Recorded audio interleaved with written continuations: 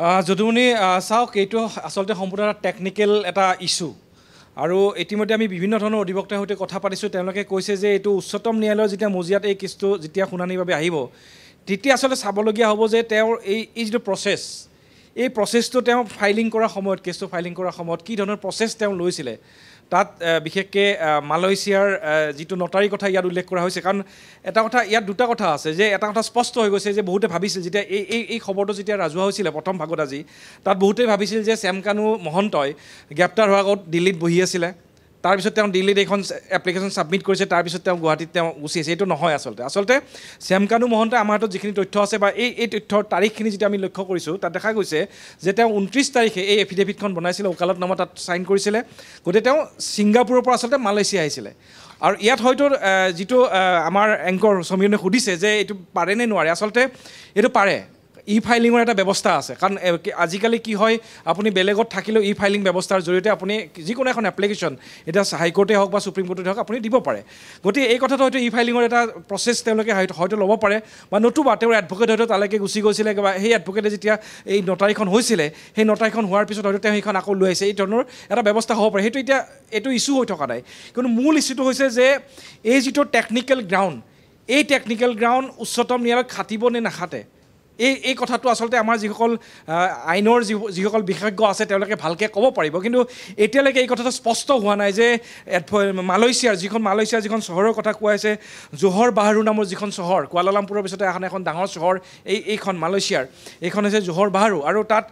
চাং মেইকি নামৰ যিগৰাকী পাব্লিক নটাৰী আছিল তেওঁ তাত এইখন 29 তাৰিখে স্বাক্ষৰ কৰিছিলে গতিকে টেকনিকেলিটিটো এতিয়ালৈকে কিন্তু স্পষ্ট হোৱা নাই এইখন একচেপ্টেবল হ'ব নে নহয় গতিকে আৰু কিছু সময় পিছত স্পষ্ট হ'ম আমি এডভকেটসকলৰ সৈতে কথা পাতি আছোঁ তেওঁলোকক আমি প্ৰতিক্ৰিয়া আমি লৈ আছোঁ গতিকে আমি আৰু কিছু সময় পিছত এই বিষয়ে আৰু অধিক স্পষ্ট ৰূপত আমি আমাৰ দৰ্শকৰ সন্মুখলৈ আহিব পাৰিম কিন্তু দুটা কথা যে এটা কথা ইতিমধ্যে স্পষ্ট হৈছে যে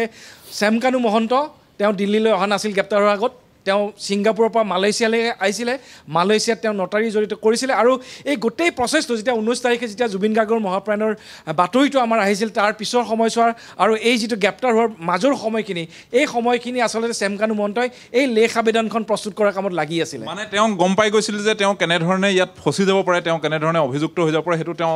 অলৰেডি গম পাইছিলে তাৰ লগে লগে তেওঁ অধিবক্তাৰ সৈতে যোগাযোগ কৰি এই কামখিনি কৰি আছিলে নিশ্চিতভাৱে আৰু মই যিখন পঢ়িছোঁ এইখন ওপৰা ওপৰিকৈ বনোৱা এখন এফিডেভিট নহয় মই সেই কথাটোৱে জানিব বিচাৰোঁ এগৰাকী বিখ্যাত অধিবক্তা সেই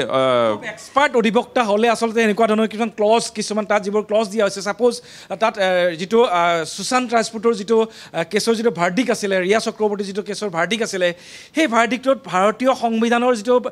এগৰাকী অভিযুক্তৰ যি মৌলিক অধিকাৰ সেই মৌলিক অধিকাৰৰ প্ৰশ্ন উত্থাপন কৰি কেইবাটাও তাত ক্লজ দিয়া হৈছে বিভিন্ন ধাৰা তাত উল্লেখ কৰা হৈছে আৰু সেই কথাবোৰ পুংখানুপুংখভাৱে তন্নকৈ অধিবক্তাই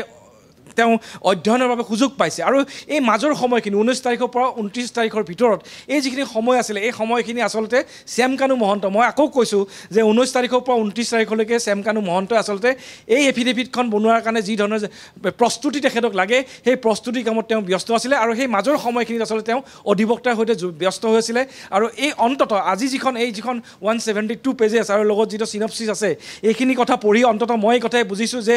এটা খুব ডাঙৰ টীম এটা তেওঁ ইয়াত নিয়োগ কৰিছে তেওঁৰ যিখিনি এডভকেট আমি যিজন এডভকেটৰ নাম আমি পাইছোঁ ৰাজকমল এইগৰাকী যিগৰাকী অধিবক্তা তেওঁলোকে বিতৰ্ক সৃষ্টি হৈছে ৰাজনীতিও ইয়াত আহি পৰিছে আমি পিছত কম এই কথাটো কিন্তু মূল কথাটো হৈছে যে এই যিখন এফিডেভিট বা অন্যান্য যিবোৰ তেওঁ যিটো ক্ৰিমিনেল ৰিট পিটিশ্যন তেওঁ দাখিল কৰিছে এইটো কিন্তু তেওঁৰ এটা ডাঙৰ টীম এটা আছে আৰু এই টীমটোৱে খুব পুংখানুপুংখভাৱে এইখন দিছে কিন্তু মূল কথা হৈছে কি যে শ্যামকানু মহন্তই এই যিটো তেওঁ এফিডেভিট দিছে বা তেওঁ যিটো পিটিশ্যন দিছে তাত কিন্তু কেতিয়াও তেওঁ জুবিন গাৰ্গৰ দৰে এগৰাকী বিখ্যাত শিল্পীৰ যে মৃত্যু হ'ল সেই কথাটোক লৈ কিন্তু তেওঁৰ কোনো আক্ষেপ নাই ভ্ৰক্ষেপ নাই যিটো আমাৰ অসমবাসীয়ে যে কান্দি আছে জুবিন গাৰ্গৰ কাৰণে সেই কথাটোত তেওঁ যে অকণমানো তেওঁ এই লৈ যে গুৰুত্বহীন সেই কথাটো কিন্তু ইয়াত স্পষ্ট হৈ আছে মানে তেওঁ এইখনত স্পষ্টকৈ উল্লেখো কৰিছে যে তেওঁ ভগ্ন স্বাস্থ্যৰ বাবেহে মৃত্যু হৈছে আৰু এটা কথা কৈছে যে তেওঁ কেৱল নৰ্থ ইষ্ট ফেষ্টিভেলৰ কাৰণে যোৱা নাছিলে কিমান এটা মানে প্ৰশ্নটো এতিয়া হৈছে এই প্ৰশ্নটো হৈছে এইকাৰণেই হৈছে যে ৰাইজৰ মনত প্ৰশ্ন আছে তেওঁ ৰাইজৰ কাঠগড়াত তেওঁ উঠিছে যে তেওঁ কিয় লৈ গৈছিলে তেওঁ জুবিন গাৰ্গক লৈ বেপাৰ কৰিব লৈ গৈছিলে এই প্ৰশ্নটো আছে আৰু আমি ধাৰাবাহিকভাৱে যদি তেওঁৰ ক্ৰনলজিটো চাওঁ আমি তেওঁ যিবোৰ ফেচবুক লাইভ দিছিলে তেওঁ যিবোৰ বিবৃতি প্ৰেৰণ কৰিছিলে আৰু আজি এই যিখন এফিডেভিট তেওঁ কিন্তু জুবিন গাৰ্গক লৈ তেওঁ যে কোনো তেওঁৰ আক্ষেপ নাই ভ্ৰূক্ষেপ নাই জুবিন গাৰ্গ ঢুকাই গৈছে তেওঁ পতা এটা অনুষ্ঠানত গৈ পেলাই এই কথাটোত তেওঁৰ কোনো মানে কোনো ধৰণৰ অনুশোচনা বোলা বস্তুটো নাই অনুশোচনা বোলা বস্তুটো একেবাৰে নাই